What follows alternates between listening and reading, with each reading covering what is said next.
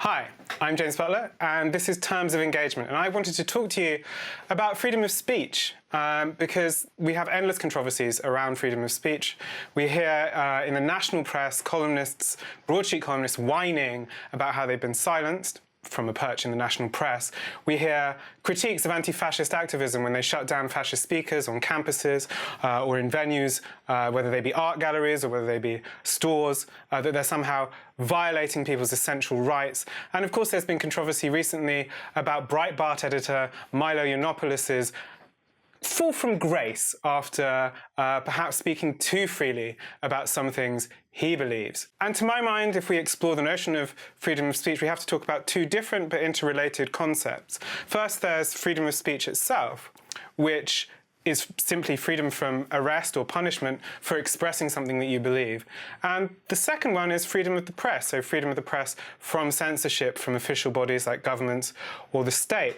And these freedoms, or the sense of these freedoms, emerge really in the course of the bourgeois revolutions, and archetypally the French Revolution, and they begin to kind of form our idea of what it means to be modern, what it means to be kind of democratically free.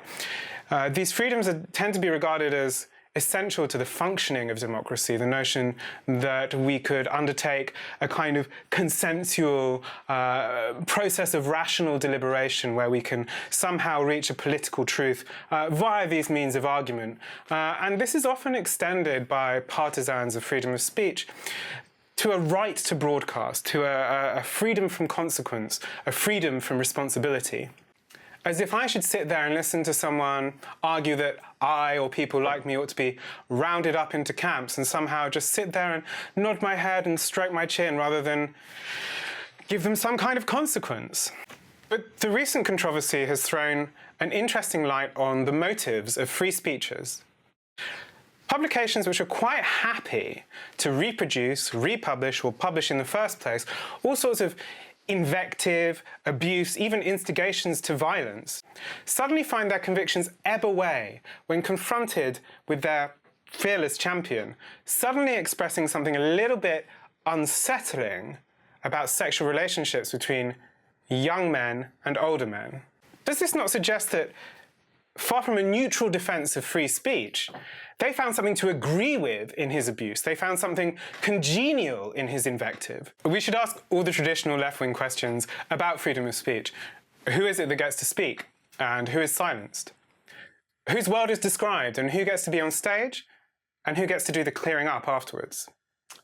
Which are the ideas that are within the bounds of acceptability that can be discussed, that are considered legitimate, and which ideas don't get a hearing at all? The idea that freedom of speech is illimitable and that therefore everyone has the right to be heard at all times, everywhere, regardless of the consequences, is demonstrably untrue in the real world. And it is, at any rate, I think, a terrible defense of an idea if the best thing you can say about it is that it shouldn't be illegal to say it. Inevitably, the question of censorship arises. Are there ideas or positions so terrible, or which use their position in the public sphere to engender violence, such that we ought to censor them? I'm often conflicted here. I think there might be a very few positions of which that's true, but I wildly distrust state-led bans, bans imposed from above.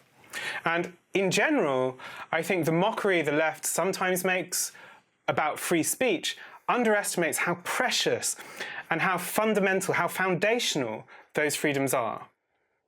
Although to my mind, freedom of expression is threatened far more by governments and corporations than it is by campus radicals. There are other options: protest, action, pressure, refusal to host or refusal to print. A print workers' organisation during the miners' strike refused to print anti-Scargill stories such that The Sun ran with a blank column. That's a kind of censorship from below, worker-led, that I can get behind. But the question of censorship, the question of no platforming, these are tactics. They are not universal strategies which give us the one true way to deal with fascists, to deal with the alt-right. There are times when it's necessary to challenge, to expose, to argue as much as it is to shut down. The alt-right know how to use the media. We should as well. But last, in arguments about free speech, speech itself tends to get privileged as a definitional political act, that speech is really what politics is about, and politics itself is just a deliberative sphere, a sphere which is conducted just by argument. But politics is not just about speech. Politics is about power, about who has it, about who does not. And because it's about power, it's also about conflict. Words matter in politics because they have power. And perhaps when we think about speech or argument in politics, we should think of arguments as conducted not only in rhetoric, but in action, in strike and protest, in refusal and in blockade, as much as we think of it as conducted from the dais or from the dispatch box. Not only do these actions have a communicative aspect, they are really unthinkable without each other. Speech, power, action. These are what makes politics.